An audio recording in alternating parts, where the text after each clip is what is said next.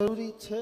ખાલી પૂજાથી ભગવાન પ્રસન્ન નહીં થાય, એની પાછળ તપ જપ નિયમ કરવા પડશે। અને માળા કરવામાં કોઈ એવું ના હોય કે આજ સારો દિવસ, આજ નથી બેસાય એવું, તો માળા થઈ શકે। ભગવાનનો સ્પર્શ નથી થતો, પણ ભગવાનની માળા થઈ શકે। જ્યારે કોઈ બહેનો છે, જ્યારે કોઈ દીકરી છે, જ્યારે કોઈ સ્ત્રી છે એ માસિક ધર્મ પરાયણ બને છે, ત્યારે તે ભગવાનની સ્પર્શને પૂજા નથી કરી શકતી, પણ જપ તપ નિયમ કરી શકે છે। હું તો એવું કહું કે બહેનોને જ્યારે રજસ્વલા બને છે, માસિક ધર્મની અંદર આવે છે, ત્યારે એને 5 દિવસ ભક્તિ કરવાના માં ભગવતીએ પ્રદાન કર્યા છે।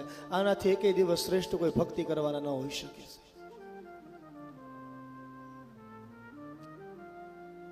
આનાથી શ્રેષ્ઠ કોઈ દિવસ ન હોઈ શકે। કારણ કે ત્યારે જો રસોડામાં ન જવાય, રસોડામાં કોઈ વસ્તુનો સ્પર્શ ન કરાય, કોઈ ભગવાનનો સ્પર્શ ન કરાય, તો શું કરાય? તો કે એક આસન રાખવાનું, એક રક્તવર્ણનું આસન રાખવાનું, લાલ કલરનું આસન રાખવાનું। તમને હું કહું કે જ્યારે કોઈ સ્ત્રી રજસ્વલા બને છે, માસિક ધર્મની અંદર આવે છે, ત્યારે એક લાલ કલરનું આસન ઘરમાં રાખવાનું, પણ એ આસનનો સ્પર્શ તમારા સિવાય બીજું કોઈ ન કરવું જોઈએ। હું જે કહું છું ને, આ તમને એક પેલી જાદુઈ ઓલું સંદૂક હોય ને એની ચાવી આપું છું, એને ખોલવાની, કે એક લાલ કલરનું આસન રાખવાનું, એ લાલ કલરના આસન ઉપર બેસી અને જે સ્ત્રી રજસ્વલા થઈ હોય છે, જે સ્ત્રી માસિક ધર્મમાં આવી હોય છે, તે એ આસન ઉપર બેસી અને એક માળા રાખવાની। ચરોઠીની માળા આવે, ચણોઠી, લાલ કલરની ચણોઠી આવે, એ ચણોઠીની માળા લેવાની, અને માળા લઈ અને જે પોતાના ઈષ્ટદેવનો મંત્ર હોય, જે માતાજીનો મંત્ર હોય, કોઈ પણ મંત્ર તમને ભગવાન ગુરુદેવે આપ્યો હોય, તો તમારી રીતે તમે ઈષ્ટદેવ જેને માનતા હોય એનો મંત્ર લઈ અને રોજ એ 5 દિવસ સુધી 108 માળા કરવાની રોજની। કેટલી? 108। કામ શું છે? જે પાળે છે, જેના ઘરમાં આ પળાય છે એની વાત છે।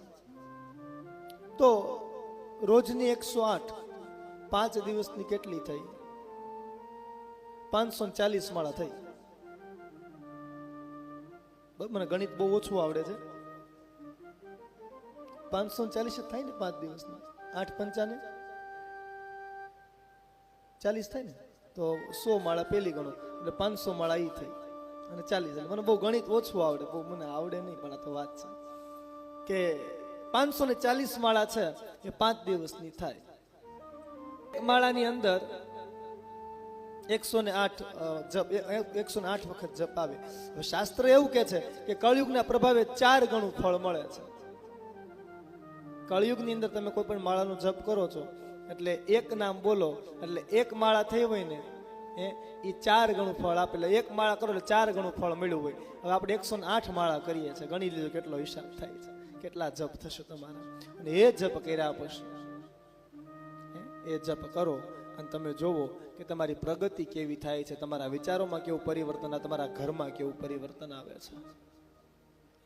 કરવું પડે, કર્યા વગર ન કરે। નિયમ લેશું તો માસિક ધર્મમાં આવવું કોઈ ખરાબ વસ્તુ નથી। અમારા ગુરુજી એવું કહેતા કે સ્ત્રી યદિ પુષ્પવતી ભવતી તરી ગર્ભવતી ભવતી, કે જ્યારે કોઈ પણ સ્ત્રી પુષ્પવતી એટલે કે માસિક રજસ્વલા બને છે, તો જ ઈ માં બની શકે છે, તો જ ગર્ભવતી થઈ શકે છે। કોઈ એક ખરાબ નથી। તમે કામાખ્ય જાઓ, ગુવાહાટીની અંદર કામાખ્યમાં શક્તિપીઠ છે, ત્યાં માં ભગવતીનું ગુપ્તાંગ પડેલું છે। તો ભાઈ માતાજીને એવી દયા છે કે જિંદગીમાં પહેલી વાર કામાખ્ય ગયા અને પહેલી જ વાર કામાખ્યાની અંદર પગ મૂક્યો અને પહેલી જ વાર દર્શન કરવા ગયો, માં ભગવતીની એવી કૃપા થઈ કે પહેલો પગ પૂજારીનો અને બીજો પગ મારો પડ્યો તો એ કામાખ્યાની અંદર। માં ભગવતી એવા દર્શન મને કરાવ્યા છે ગર્ભગૃહની અંદર જઈને, એટલા સુંદર દર્શન માં ભગવતીએ કરાવ્યા। હવે બીજી વાર જવાની ઈચ્છા છે। માં ભગવતીને કેવું છે કે માં જલ્દી બોલાવ્યું ત્યાં। તો એ જ મંદિર છે। પહેલાના સમયમાં જ્યારે એ મંદિર મહિનામાં 4 વખત બંધ રહેતું, 4 દિવસ 5 દિવસ મંદિર બંધ રહેતું. પછી ધીમે ધીમે કળિયુગનો પ્રભાવ વધ્યો એટલે હવે 6 મહિને 4 દિવસ બંધ રહે, તો વર્ષે 4 દિવસ બંધ રહી છે. ત્યાં માતાજીનો ગુપ્તાંગ છે. જેમ એક સ્ત્રી છે રજસ્વલા બને છે, માસિક ધર્મમાં આવે છે, એમ પણ ત્યાં મંદિર 4 દિવસ 5 દિવસ બંધ રાખવામાં આવે છે. અને એ જે રક્ત વહેલું હોય છે એનું જે કંકુ છે એ લઈને જેની પૂજા કરીને કપાળમાં તિલક કરવામાં આવે, કપાળમાં સેથો પૂરવામાં આવે, તો જે સ્ત્રી છે એ કંકુનો સેથો પૂરે તો સાહેબ એનું સૌભાગ્ય છે એ અજર અમર રહે છે, નિરોગી રહે છે સાહેબ. એના સૌભાગ્યમાં કોઈ તકલીફ નથી પડતી. માં ભગવતીનો પ્રતાપ તો તમે જોવો. જે વ્યક્તિ છે એ કોઈ કામ સિદ્ધ કરવા જતો હોય, કોઈ નોકરી ધંધાના ઇન્ટરવ્યુમાં જતો હોય,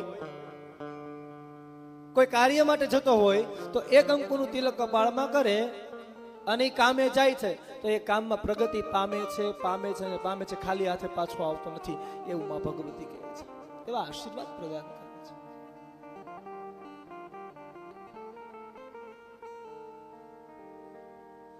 આટલા સુંદર માં ભગવતીના અવતારો છે.